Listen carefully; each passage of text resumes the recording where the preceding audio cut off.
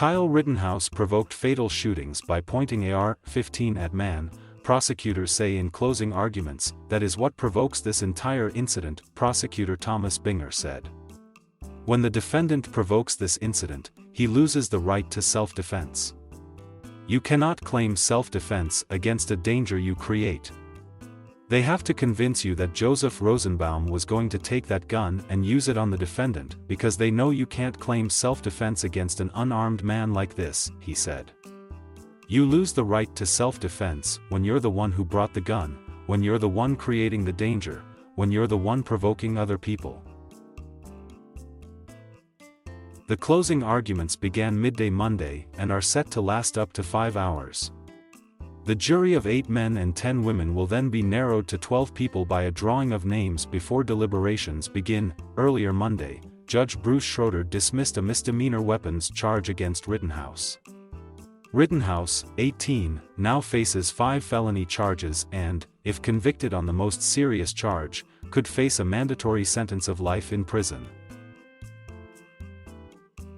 Judge Schroeder also read a set of legal instructions to the jury and informed them they will be allowed to consider lesser included offences for 2 of the 5 counts. The court hearing comes at the end of a 2-week trial highlighted by emotional and illuminating testimony from Rittenhouse himself, who said he acted in self-defense when he fatally shot Rosenbaum, who had thrown a plastic bag at him and chased him. A crowd of people pursued the teenager, and Rittenhouse testified he shot in self-defense at a man who tried to kick him, fatally shot Anthony Huber, who had hit him with a skateboard, and shot Gage Grosskreutz, who was armed with a pistol. Rosenbaum and Huber were killed, and Grosskreutz was wounded.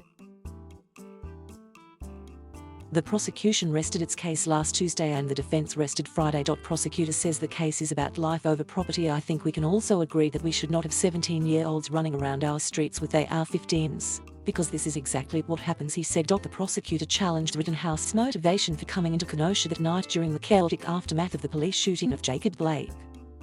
He pointed out Rittenhouse traveled across state lines, violated a curfew and was not protecting his family or property. He also spent the night lying about being an EMT, Binger said. Was he genuinely interested in helping people? He ran around with an AR-15 and lied about being an EMT, Binger said. Does that suggest to you that he genuinely is there to help? Using several videos, Binger chronologically walked through the course of events that night, from the decision to go downtown, to the initial shooting of Rosenbaum, to the second set of shootings while he tried to flee. Jurors are paying close attention to the series of videos and images, according to a pool report in court. Binger argued Rittenhouse provoked Rosenbaum by pointing a weapon at him before the man chased him down. A series of witnesses testified during the trial Rosenbaum had acted erratically and earlier threatened Rittenhouse. But the prosecutor noted there was no video of any threat and questioned whether it really happened. Instead, Binger described the 5'4" Rosenbaum as a little dog who was all bark and no bite. In the second shooting incident, the crowd of people confronted Rittenhouse because they reasonably believed he was an active shooter, Binger said. That crowd was right. That crowd was full of heroes. That crowd did something that honestly, I'm not sure I would have had the courage to do, he said. Rittenhouse, meanwhile, acted recklessly by loading his weapon with full metal jacket ammo capable of piercing armor and having little understanding of the weapon or the consequences of his actions, Binger argued. On the witness stand, he broke down crying about himself, not about anybody that he hurt that night, he said. No remorse, no concern for anyone else. Judge dismisses weapons charge. The judge's dismissal of the misdemeanor charge was part of a debate over jury instructions and lesser offences on Monday. That charge, possession of a dangerous weapon by a person under 18, was punishable by up to 9 months in prison. Still, Rittenhouse is charged with first-degree reckless homicide in the death of Rosenbaum, first-degree recklessly endangering safety for endangering Richard McGinnis, and attempted first-degree recklessly endangering safety for endangering an unknown person identified in court as Jump Kick Man. He is also charged with first-degree intentional homicide while using a dangerous weapon for the killing of Huber.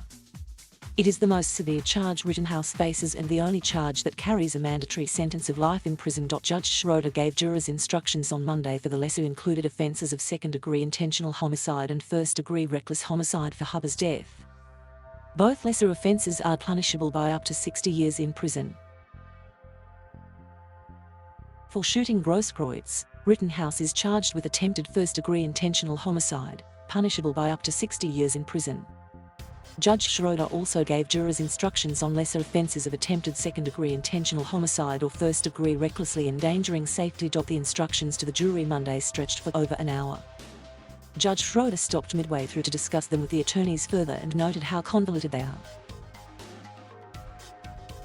"They are certainly correct in what they say, I just think they are not clear," he said in a conference Friday about jury instructions. The judge told Rittenhouse presenting lesser offences to the jury lowers the possibility of a second trial but increases the risk of a conviction.